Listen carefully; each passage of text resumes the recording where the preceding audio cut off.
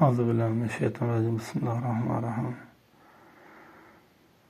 54-sura Qamar surasi oy bo'lindi haqida gaplashamiz. Oy bo'lindi deb bu har bir qiyomat alomatlari yo hadislar 3-4 xil ma'no turadi. Buni to'g'ri muddat yetmaguncha hech kim ayta olmaydi. 10 ta katta alomat qiyomatlardan bu 11-si, 12-si deb aytish mumkin. Olimlarning kallasi olmaydi bu oy bo'lindini. Bu payg'ambarimiz davrlariga bo'lingan degan. O'sha paytni bo'lib ko'rsatish Allohning ishi bo'lsa, bo'limni ko'rsatadi, lekin oy 28 manzilga to'xtatilgan deyilgan.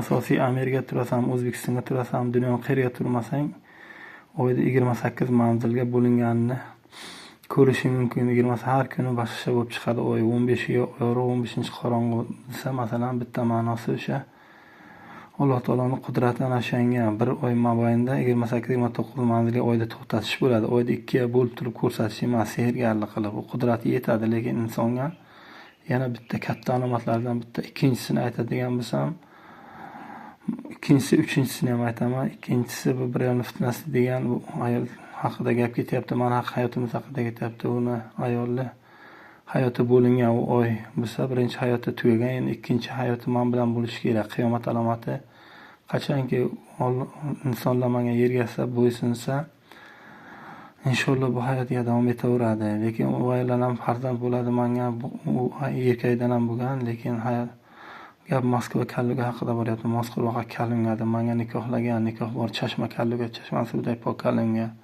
qarshi kallugasi kallunga qarshi degan.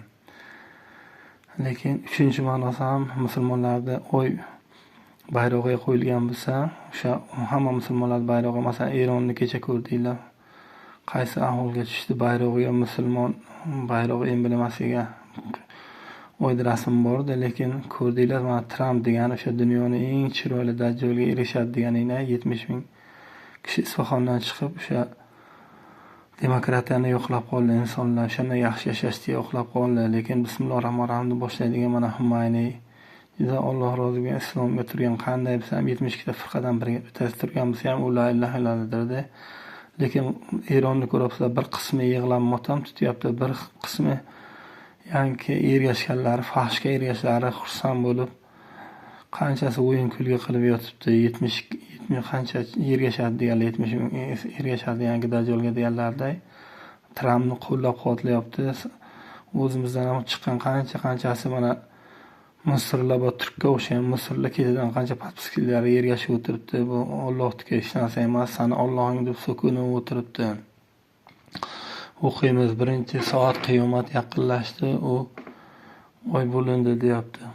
Bu demak, bo'lgan voqealar mana hozir qiyomat haqida gap ketyapti. U payg'ambar Rasululloh sollallohu alayhi vasallam hadisga aytilganday oyda bo'lib ko'rsatganlar degan u hadislar, masalan, u qanday bo'lgan, nima bo'lgan, ko'zingni ham alash mumkin Alloh taolo. U daji Xitoyliklarning kitobiga ham yozilgan, hindlarning ham degan asosiysi, lekin mana shu soatga keldi. Ya'ni Zuhruf surasi 61-oyatga aytilgan qiyomat soati Isoda mana shu vaqtga keldi. Naml surasi 82-oyatga aytilgan oyat alomatlarimizdan gapiradi deyilgan.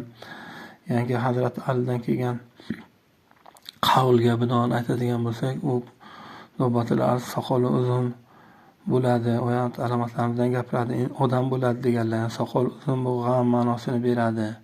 Bu qanaqa g'am? Ya'ni shuncha hamma kishilar dunyoning yarmidan ko'pi demokratiya qilamiz, zamonaviy yashaymiz turganga bitta dabbatil ars yangi bir inson chiqib, g'amga botgan inson mana shunday holatga turib islom qilamiz deb o'tirsa, bu Alloh man qilgan narsalarni yerdan aroq, sigaret, narkotiklarni yo'qotamiz deb o'tirsa, mana shu narsa emasmi bu? Yangi g'am emasmi? Buni kim qila oladi? Allohning qudrati bilan bo'ladi. Meni qudratim la havla va la quvvata illa billah. Mana o'qiymiz. Birinchi oyat. Soat qiyomat yaqinlashdi va oy bo'lindi deyapti. Bu mana shu kecha kunduz haqida gap ketyapti. U vaqtlar oldingi gaplarni qo'y, mana endi vazir aytayapti-ki, bu mana $1 milliard qancha puli ketdi Amerikani oyda bo'lingan ko'rsatib. Alloh taolo shuni qilib qo'yadi. Ko'zingni allab qo'yadi, oyda bo'ldirib ham ko'rsatadi. Hozir ikkita ham qilib qo'yadi, lekin asosiysi mana shu 28 manzilga to'xtatib, qani qaysi bittan qudrat bilan ko'rsatsa, Amerikagami, O'zbekistonga turadimi?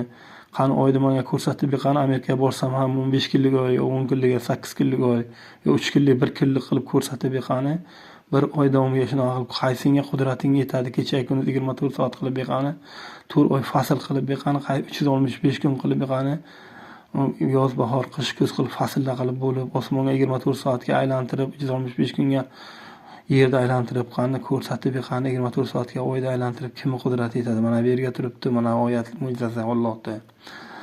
Birinchi soat qiyomat yaqinlashdi va oy bo'lindi. Ikkinchi, agar bir oyat mo'jizalarini ko'rsalar, yuz o'girirlar va bu o'tkinchi sehrdirlar, mana shu derlar deyapti. Sehr, o'tkinchi sehr deb aytasanlar, mana shu 28 kunga turganini, mana oy yangi 24 soatga turganini, aylanib kelganini ham 365 kunga yerda aylanganini ham sen sehr deysan. Mana shu demokratlaring ham sehr deydi. Kitobga hech kim, o'z musulmonlaring ham, o'zbeklaring ham ishonmay qolgan, mana kelayapsa va yolg'onga chiqardilar hamda havoyi nafslariga ergashdilar. Holbuki har bir ish o'z o'rnini topguvchidir va daraqqat ularga hayiqtiradigan xabarlardan kelgan edi deyapti. Bu hayiqtiradigan xabarlar bu Ot qavmi, Samud qavmi, Nuh qavmi, qanchadan qancha Lut qavmlar halok bo'lgan xabarlar kelgan mana shu Qur'on Karimga. U Tavrot, Injillarga ham kelgan. O'sha demokrat Trumplarini ko'rib tursan, o'tsa deb kepkalarni kiyib olib, Misr bayroqlarini qo'yib olib, qanaqa nimalar ishlarni qilyapti musulmonlar ustidan. Mana shu paytga musulmonlaring ajraladi, musulmonlaring Trump ketidan yergashadi, yelanadi o'zi. Dajjollik ketidan yergashasanlar, chunki Dajjol mana shu demokratizm yelkasida tog'dek non bor, non bo'ladi derlar. Ya'ni tog'dek non bu Amerikaga, Yevropaga borki, yugurib boryapsanlar. Lekin bilmayapsanki Alloh taolo mana islomiy shunaqa qiladi, qo'sh mag'ribdan chiqadi degani bu katta alomat. Bu g'arb mamlakatlar islomga kirish kerak. Ikkinchi etap Xitoy, Hinding kiradi. 4-oyat va daraqqat ularga hayiqtiradigan xabarlardan kelgan edi deyapti. Ya'ni mana ko'rding, bir 200 musulmon mamlakatlari Saudiya Arabistonga ham bir 200 F-15 ming qanaqa samolyotlarni olib kelib qo'ydi. Trumpingdan kemalarni olib kelib qo'ydi. Lincolnning kemalari, ichida qanaqa raketalaring bordi, urgan taqdiringga ham dengizda rasvo qilib taylardi. Uni ichiga yadro qurollari, qanaqa qurol raketalar turibdi. 5-chi, ularda yetuk hikmat bor edi deyapti. Biroq ogohlantiruvchilar foyda bermadi. Xabarlar foyda bermadi insonlarga. Yangi ketdan ergashib ketaverasanlar. Bas ulardan yuz o'gir. Chaqiruvchi munkar narsaga chaqiradigan kunda deyapti. Mana shu bugun yetib keldi. Munkar narsaga chaqiruvchi chaqiryapti. Trump ham tinchlikka chaqiryapti. Boshqa batallarning Qur'ondan boshqa narsalarga chaqiryapti, Qur'on hadisdan. Lekin mana ahvolim bugun rasvo bo'lib turibdi. Hech kim ergashmayapti. Mayli, o'zlaring bilasan, mana 7-surani ham o'qiyotgan bo'lsak, qiyomat kuni gaplashasiz ham bilan Alloh taolo. 7-qabrdan o'zlari qo'rqinchga to'lgan holda xuddi yoyilgan chigirtkalarga o'xshab chiqib kelurlar. Mana shu qiyomat kuni sanlar bilan hisob kitob bo'ladi inshaalloh. Assalomu alaykum va rahmatullohi va barakatuh.